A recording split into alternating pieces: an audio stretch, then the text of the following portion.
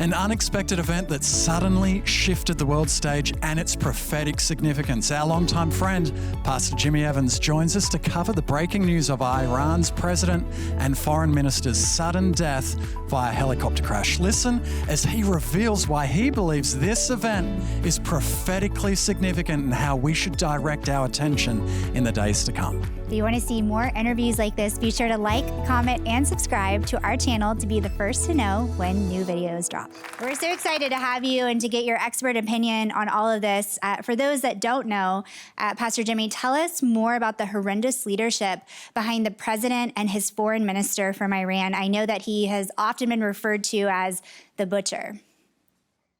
The butcher of Tehran, he comes by that very honestly because beginning back in 1988, he was a part of the judiciary system in Iran for many years. That's how he rose up through the ranks. And in 1988, he was a part of a four-group tribunal. It was a committee that put up to 5,000 political prisoners to death. And they would have these mock trials that lasted 2 or 3 minutes, and they would just put them to death one after the other. And so he was notorious for hanging, shooting, beheading, all different kinds of cruel manner of just terrorizing the population of Iran to conform to the Ayatollah and to the supreme leader. And he was next in line. If he wouldn't have died in this helicopter crash, he would probably be the next in line to succeed the supreme leader Khomeini. And so he was a horrible person. He oppressed, especially the female population of Iran.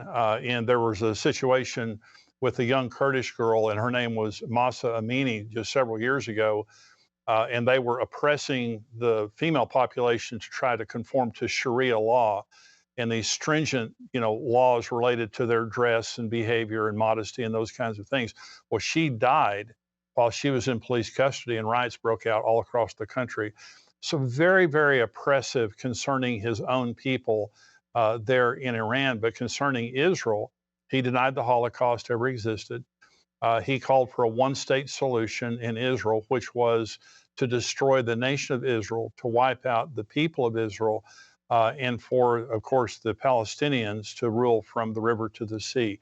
So he never, ever did anything other than condemn Israel, hate Israel, do everything he could against them, including the recent, missile launch, the invasion that came just a couple of months ago. He's behind all of that. And so it's a good thing in the short term. I know that people look at his death as being a good thing. It certainly is a good thing. It's like Haman. He was second command like Haman, hated the Jews like Haman.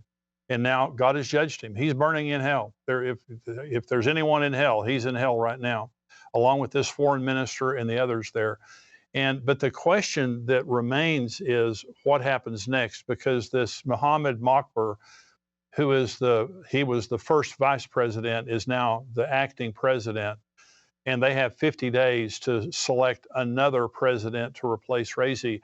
And I can just say this, whether he's as evil as Raisi or not, he is going to conform to Khomeini, the supreme leader, and he will be evil because he will do the bidding of the supreme leader. And so what's happening there right now is a void of leadership. First of all, it's an evil man that's been removed, and that's a good thing. But another evil man will take his place, I can promise you that. And whatever happens, it's leading toward the certain end that is prophesied in Scripture. Pastor Jimmy, we appreciate your insight. Tell us, what makes this crash and death significant to this particular time and moment in history, especially for the international world stage? Well, what you're watching is God's judgment on anti-Semitism. And so you see a very prominent man there who is calling for the destruction of Israel, and he's killed. And so this is something, it's like the attack that came on Israel, where they sent these hundreds of rockets and missiles and drones and nothing hit. It was just this statement. It was an embarrassment to Israel, to Iran and to Khomeini and to Raisi, because they were the ones behind it. It was just like God saying, you're talking all tough, but it ain't going to happen. I'm protecting my people. This is another example of God's sovereignty in the midst of all of the people. Israel's surrounded by enemies. You look at, the Hamas, Hezbollah, Islamic Jihad, all these people that are surrounding them. This is Iran. Iran is behind all of this. And above all of that, you have Raisi, who is the pulling the strings of the puppets. And God crashes the helicopter. Whatever happened to the helicopter, God either caused it or allowed it. I'm going to say God caused it to destroy a very evil man behind a very evil country there, a nation. And so God's judging them. And we know the end of the story. And the end of the story, Ezekiel 38 and 39, where Iran, Russia, Turkey, especially those three nations, along with some northern African nations, in the Gog and Magog war, they invade Israel. And we see that, coming to pass right now. The planning stages are already there. On the northern border of Israel right now, you have Russia, Iran, and Turkey.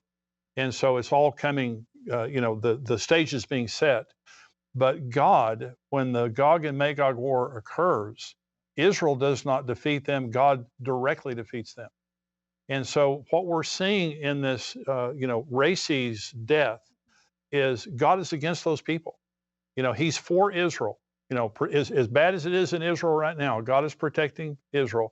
And see, God doesn't just love the Jews, he loves everyone. An example of that is millions of people are being saved right now in Iran. By the way, there are celebrations all over Iran concerning the death of President Raisi, because the Iranian people hate their government. They're wonderful people. Millions of Christians, millions of people getting saved across Iran. And by the way, the Iranian people, by and large, they love America and they love Israel. And so don't judge the Iranian people by the Iranian leadership, because these are just evil people who have an evil ideology to wipe out Israel.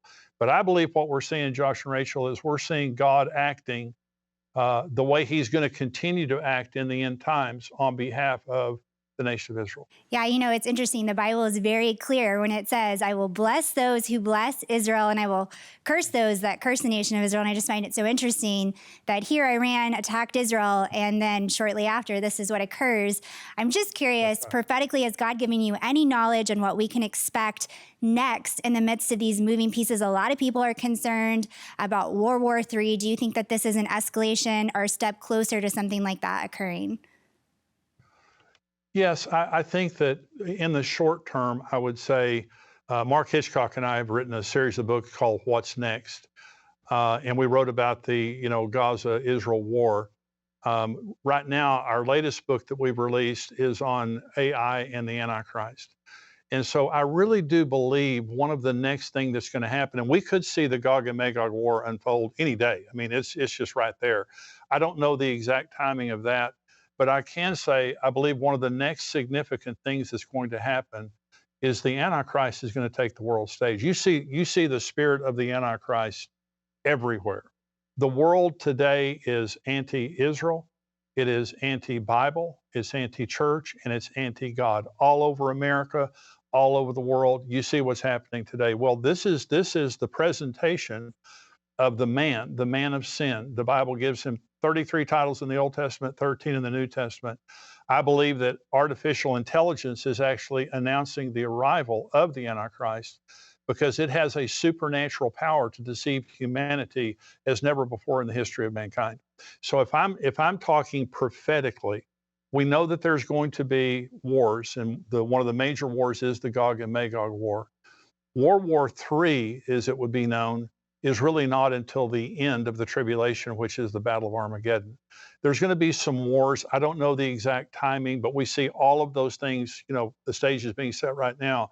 But the thing that concerns me the most is the Antichrist, artificial intelligence, and the rise of the Antichrist spirit. But I can also say this, the rapture is also something that's very imminent. I believe that Jesus could come at any moment. The world is, nothing else has to happen prophetically for the rapture to happen.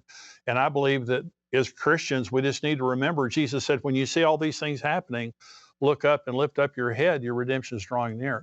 Don't get too concerned about the things happening in the world, even though they're concerning. the number one concern is to be ready when Jesus comes. Thanks for that, Pastor Jimmy. We really do appreciate your insight on what is happening right here, right now in our world. Well, as these events continue to unfold, you can stay up to date by visiting endtimes.com and receiving the Tipping Point Prophecy Update.